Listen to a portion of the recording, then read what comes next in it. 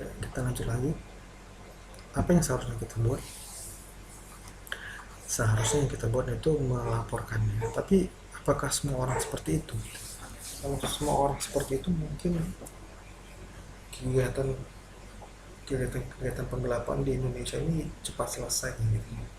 Tidak membudaya maksudnya, bukan budidaya, tidak membudaya kalau kita berani melaporkannya ke pihak berwajib. Masalahnya kebanyakan kita malas untuk berurusan dengan itu. Kita tidak mau ribet, kita tidak mau masuk ke ranah itu gitu. Kita takut gitu ya, takut nanti kalau kita mengadukannya malah kita mungkin diancam seperti itu. Dan sebenarnya ada undang-undang yang bisa melindungi kita kalau kita mau berani melaporkan hal-hal yang tidak seharusnya terjadi eh, di dalam sebuah apa ya, transaksi-transaksi yang dapat merugikan negara.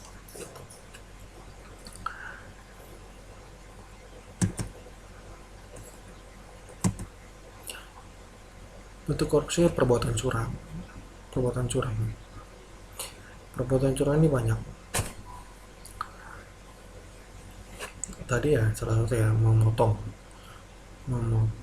pembayaran kepada pegawai negeri atau penyelenggara negara lain pada kas umum, nah, memotong dana gitu, itu perbuatan curang. Yang pasti semuanya perbuatan curang yang kita bahas tadi dari awal sampai yang detik ini, itu semua perbuatan curang, perbuatan yang bisa merugikan negara lah, bukan hanya merugikan masalah uang gitu, masalah kemajuan bangsa ini juga bisa terhambat, sangat-sangat terhambat kalau kita membiarkan itu terjadi, kalau kita membiarkan itu, hal korupsi itu menjadi budaya di daerah kita sendiri gitu. Daerah kita lah dulu, pada khususnya untuk daerah kita dan umumnya untuk Indonesia seperti itu. Perbuatan curang itu seperti apa? Contohnya mungkin ada ada seseorang yang sangat mengumpulnya dalam sebuah jabatan.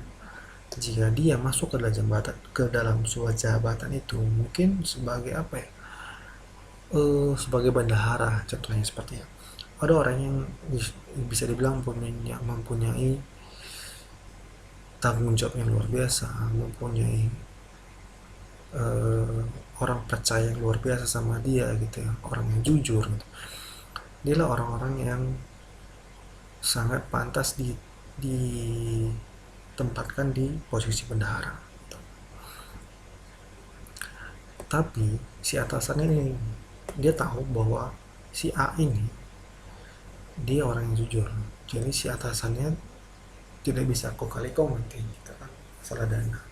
Akhirnya apa, dinaikkanlah, diisilah si bendahara lain ke orang yang lain gitu, orang yang tidak jujur. Itu perbuatan curang gitu. Ada orang yang sebenarnya mengumpuli masalah bendahara, masalah keuangan, orang yang jujur, tapi dia tidak ditempatkan di bendahara gitu, malah dimasukkan orang yang tidak jujur ke posisi bendahara. Tujuan apa? Tujuannya untuk kong kali kong, tujuannya untuk uang gitu ya, tujuannya untuk memperkaya diri sendiri seperti itu. Bentuk korupsi lain suap menyuap gitu.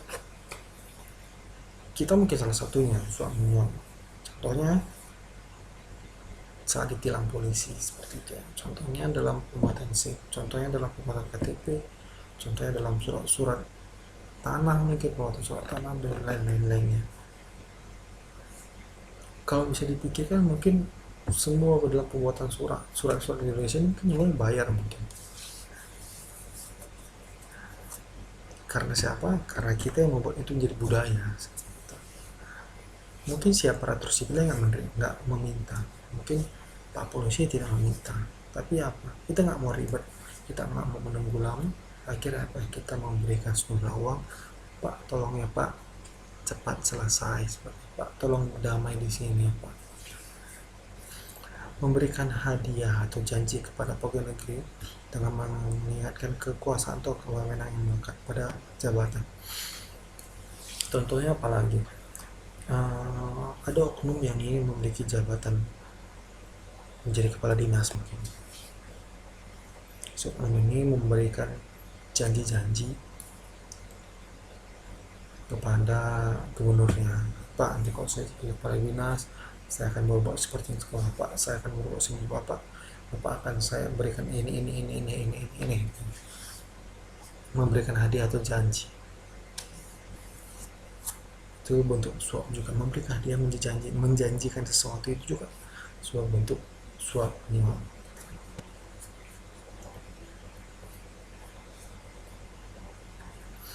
Kebanyakan suap menyuap ini tentang orang yang ingin jabatannya bagus, mendapatkan posisi jabatan yang bagus.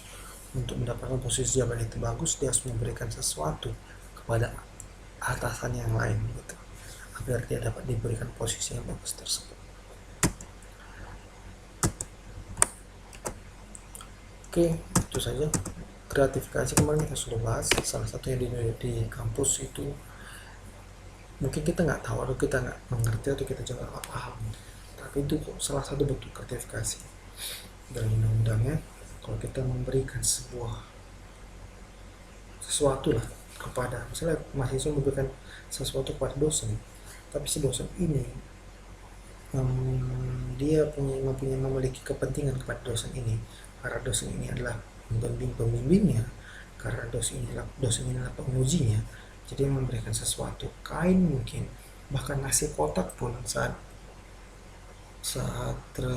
kegiatan meja hijau, nasi kotak itu bakal dianggap gratifikasi kalau kita hanya memberikannya kepada dosen penguji kita. Dikatakan tidak gratifikasi jika kita memberikan nasi kotak itu ke semua dosen yang tidak memiliki kepentingan kepada kita, kepada mahasiswa maksud saya. Mahasiswa itu tidak akan tersambung gratifikasi jika dia memberikan nasi kotak juga kepada, atau snack lah, jangan terlalu nasi kotak, snack saja, makanan ringan atau gorengan aja ya, kepada teman-teman yang lain, kepada dosen-dosen yang tidak memiliki hubungan terkait skripsinya. Jika dia hanya memberikannya kepada dosen yang menjadi penguji dia, itu masuk dalam gratifikasi. Lebih baik jangan berikan apapun, karena tidak ada satupun peraturan kampus mewajibkan mahasiswa memberikan sesuatu kepada dosen-dosennya. Seperti itu. Mungkin hal sepele, mungkin hal yang mungkin tidak memberatkan mahasiswa gitu. Tapi itu juga salah satu yang namanya bentuk gratifikasi. Oke, sekian saja dulu bentuk korupsi. Kita lanjutkan nanti di pertemuan berikutnya. Terima kasih sudah menyimak kuliah.